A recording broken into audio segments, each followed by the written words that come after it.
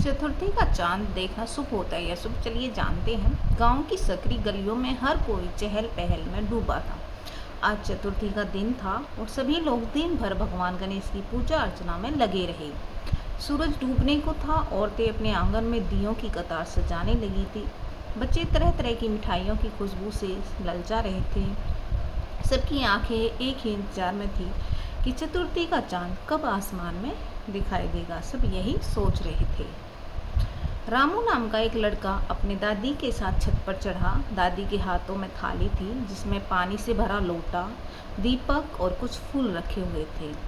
रामू ने उत्सुकता से पूछा, दादी, सब लोग चांद का इंतजार क्यों कर रहे हैं? दादी मुस्कुराई और बोली, बेटा, चतुर्थी के दिन जब चांद दिखता है तब उसे देखकर व्रती महिलाएं भगवान गणेश को प्रणाम करती हैं और उनकी कृपा मांगती हैं। माना जाता है कि इससे घर में सुख शांति और समृद्धि आती है, इसलिए चतुर्थी का चांद देखते हैं। धीरे धीरे आसमान अंधेरे से भरने लगा।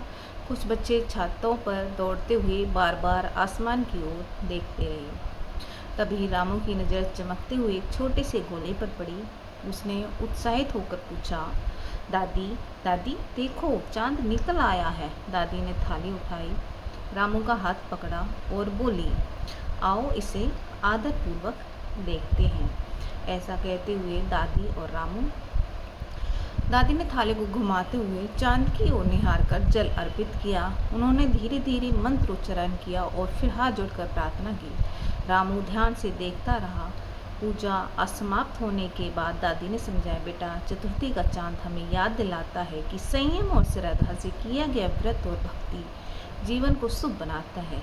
हम जब चांद को देखते हैं तो उसमें भगवान गणेश की छवि मानकर पूजा करते हैं। रामू ने मासूमियत से पूछा, तो क्या मुझे भी प्रणाम करना चाहिए? दादी हंसती और बोली, क्यों नहीं, भक्ति के लिए उम्र नहीं देखी जाती बेटा। यह सुनकर रामू ने हाथ जोड़कर चांद को प्रणाम किया और मन ही मन भगवान गणेश से यह प्रार्थना की कि उसका परिवार हमेशा खुशहाल रहे।